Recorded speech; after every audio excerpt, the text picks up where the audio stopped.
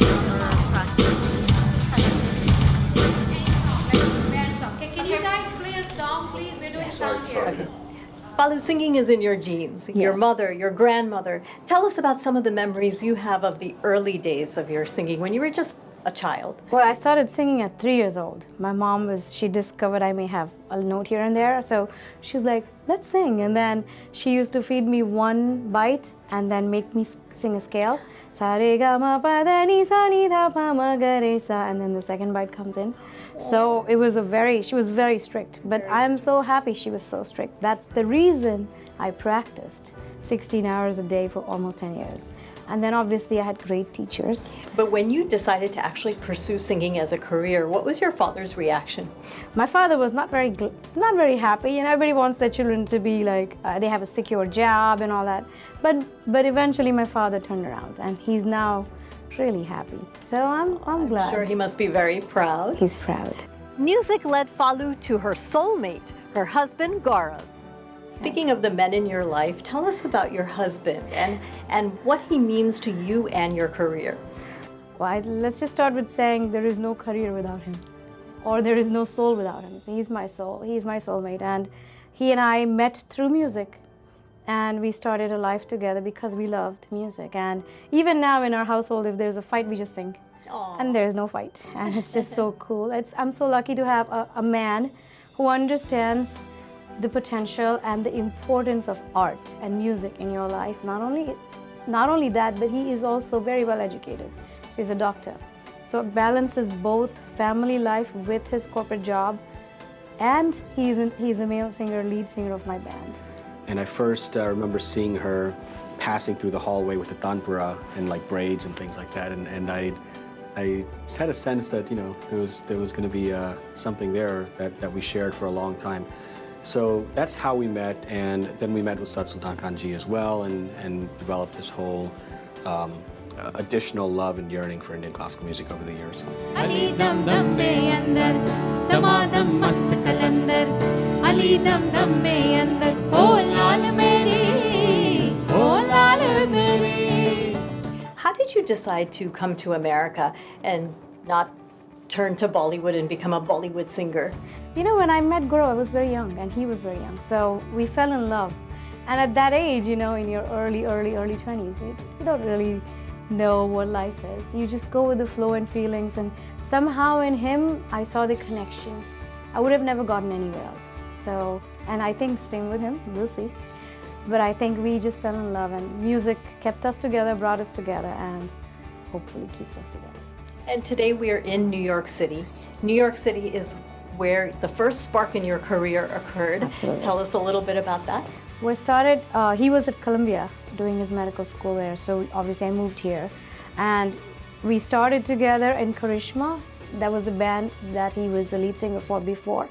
He formed it, and then slowly we transitioned from Karishma because they were all professionals. They were doctors, lawyers, and architects and MBAs. They couldn't do this full time, so obviously I had to create another path. So I involved a lot of Karishma members from that band. So Shomu Chatterjee, the violinist, is from Karishma, and Gaurav Shah, my husband, is from Karishma. And now they're a big part of Falu. They actually define our sound, both of them. And we have an incredible band of musicians and really good group that believe in Indian classical music. So that's very important for me. That's what I come from. I just heard them, and you could feel that energy and that passion on stage. You guys were incredible. Thank Absolutely you. Incredible. Basti, vadi, vadi, basti, basti, vadi, vadi, tujhko dhoonda, tujhko sada. Now, there's one interesting thing I read about you on how you write your songs. Yeah. And how you wrote your first song, Yes. which we can say was At a Height. Yes, Tell At a us a little bit about that. I was, you know, I didn't really thought I would ever write a song, but sometimes I'm kind of weird. When I get angry, I write the most songs. So some kind of emotion has to trigger my songwriting. It could be anger, it could be kindness, it could be love. But I think I wrote Hey Baby. It's in the first album, Falu. It's available on iTunes. I wrote that in a plane ride from New York to LA. And I was really angry at something. I don't remember what it was. But then I felt like if I'm angry, rather than fighting, why not write a song? And that's how my entire songwriting career started. Wow. So now I don't get angry that much. So And you just hop on a plane when you want to write a song. flying definitely makes me creative. You have collaborated, Falu, with some top singers in the industry, and I want to know what that moment was like when you performed with A.R. Rahman at the White House for President Obama at the state dinner. I just can't imagine what that feeling must have been like. I think it was a dream come true because I never imagined me being in Bollywood because I was here. It was hard to even dream of doing something with Rahman.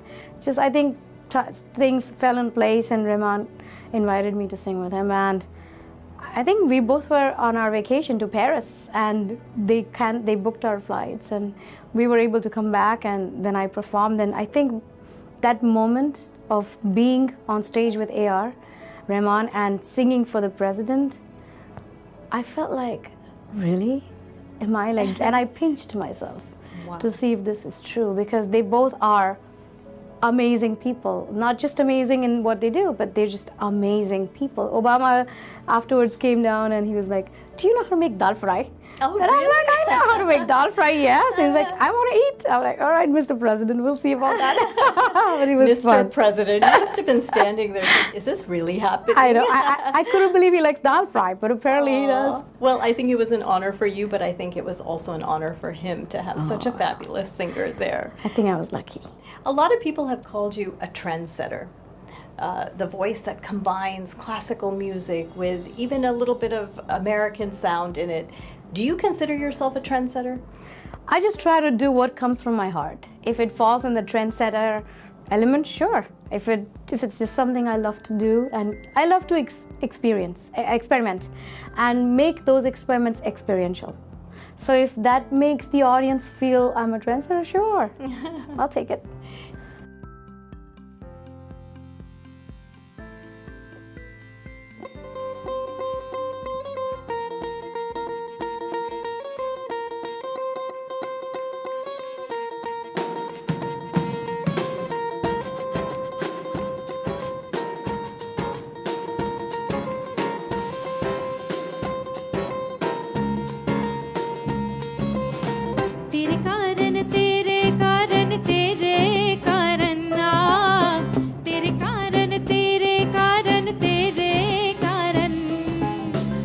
तो हो गई जोगन रे तेरे प्यार में मैं तो हो गई जोगन रे तेरे प्यार में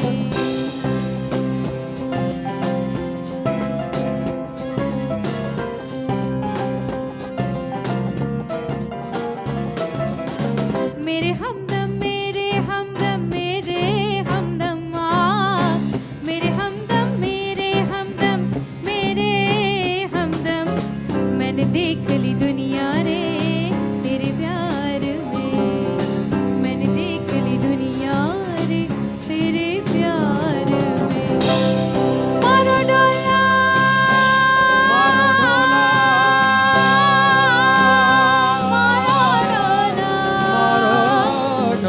मारो पिया पिया जी हाय रब्बा हाय रब्बा हाय रब्बा हाय रब्बा हाय रब्बा हाय रब्बा हाय रब्बा हाय रब्बा Tell us about your album, Forest Road. It was up for a Grammy nomination. Fabulous album. Tell us a little bit about what the album is about. Forest Road was something we went back. It was going back to roots. After doing the first album, all of us in the band felt like we have rich folk traditions, we have rich classical. We all grew up with all these sounds, listening in our bedrooms with our parents. Why don't we go and embrace our roots? So there was one effort to go back to India with some of the members of the band and record with those musicians from India. And we made the sound like that. And then here we brought it to America. We did the other strings and all that recordings here. Danny Bloom, who was the bass player, is the producer of that record. And he agreed to produce it. And I think it was a labor of love. And we were very true. We didn't try to do anything that we didn't know. There was no experiments there. Right. It was just, I love this song. It's Rangalo, for instance, the song that you heard today. Right. It's a garba, and it's, I think, 5,000 years old. Gaurav will tell you more about it. But that song has worked for 5,000 years, and we just wanted to bring it to the kids in America and see what this music is. It's your roots. Don't feel shy. Embrace them, because they are what gives you identity. So I wanted to create an identity for myself in America, so I made Forest Road. Wow, that's so inspirational. Thank you.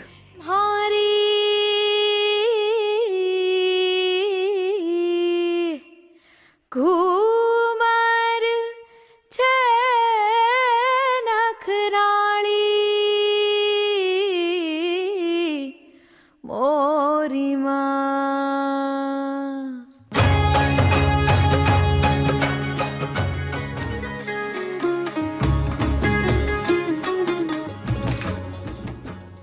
As a child, I was influenced by a lot of styles of music, and I definitely created Forest Road because that was a way of paying homage back to where I come from. Forest Road is a new album which is based on Indian music. It's traditional music, it's classical, it's a beautiful style called Thumri, and it's some of our original music that we wrote as a band together. Forest Road is a red light district in Bombay where you can hear incredible music that's survived by these courtesans. I inherited that music from one of my teachers who was a disciple of a true courtesan, Siddheshwari Devi.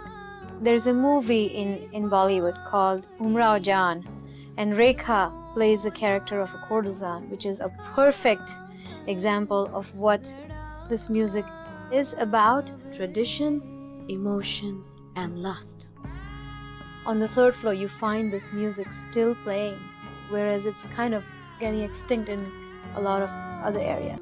You give so much back to the community, and that's one thing a lot of people don't know about you, that not only do you gift audiences with entertainment and powerful singing, but you give back. And I want our viewers to know exactly how you do that with the Sing Sing project. Can you tell us a little bit about that? I get very emotional when I talk about Sing Sing because it's a project sponsored through Carnegie Hall. And what they do is they make music available to places where it is not accessible. Sing Sing is a maximum security prison in upstate New York, and we as musicians go there and we help inmates who are qualified for the school program to write songs, and instead of pulling out a gun and doing a criminal thing, we ask them to write songs. So now when they are angry, they have an outlet. They don't pull up guns, but they write songs. So words and music can be so powerful to rehabilitate them and bring them back in society and welcome them as musicians, not as murderers.